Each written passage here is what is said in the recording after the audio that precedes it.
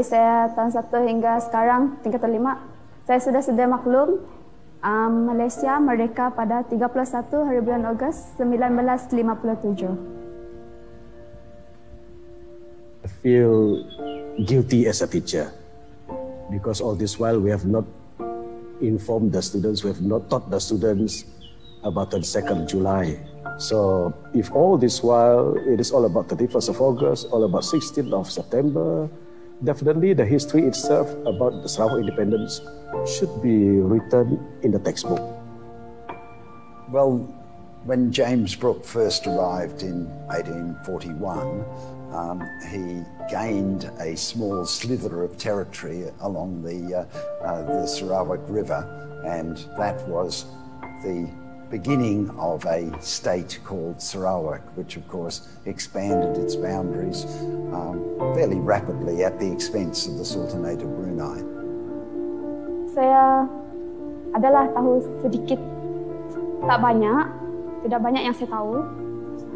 Walaupun saya tinggal di Sarawak, di bumi Sarawak, tetapi saya kurang mengambil tahu tentang apa yang berlaku di negeri.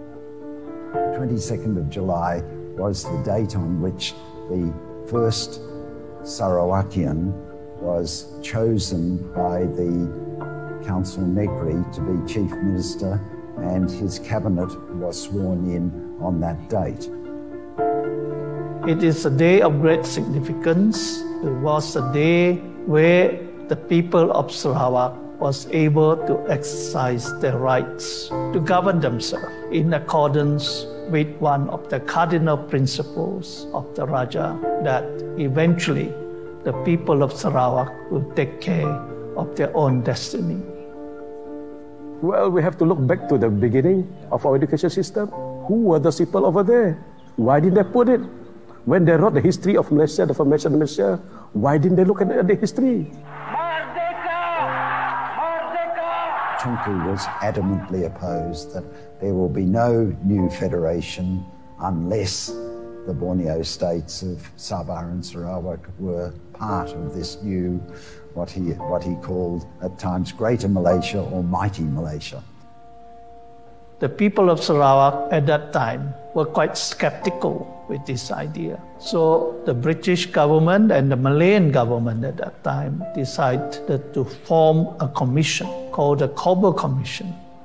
That was a commission of inquiry that toured around Sabah and Sarawak to ascertain the views of the local people, but also because one of its members was the former British governor of Sarawak, Sir Anthony Abel, that part of their role was to convince the people of Sarawak that they would be better off joining a large federation. Saya berasa sedih lah sebab mustahil Sarawak tidak ada hari bersejarah. Tidak ada hari yang bersejarah lah untuk kenapa Sarawak tidak ada mempunyai sejarah yang sepatutnya diketahui oleh pelajar-pelajar generasi seperti kami. Yes, I think it's true that without Sarawak, Malaysia would not have been formed. Alongside it stands the Intergovernmental Committee Agreement, which specifies the actual terms and conditions on which the states of Sabah and Sarawak were key to the formation of Malaysia. People of Sarawak wanted special safeguards to their rights before they agreed to the formation of Malaysia.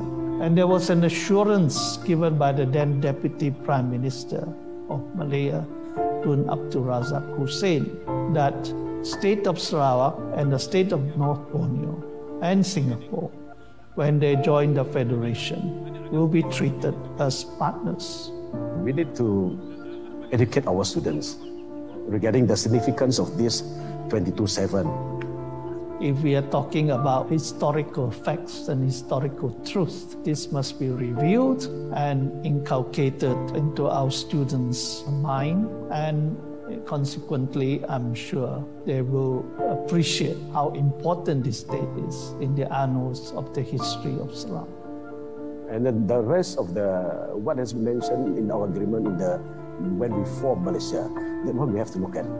Otherwise, we lose all those things, then we cannot talk about MSCC3. What are the special privileges and interests of the state that must be safeguarded, and how this could be safeguarded? I was instructed by the state government to lead a team of lawyers to London in July 2017 for the fact-finding mission. The documents are declassified, and we brought back these documents to Sarawak.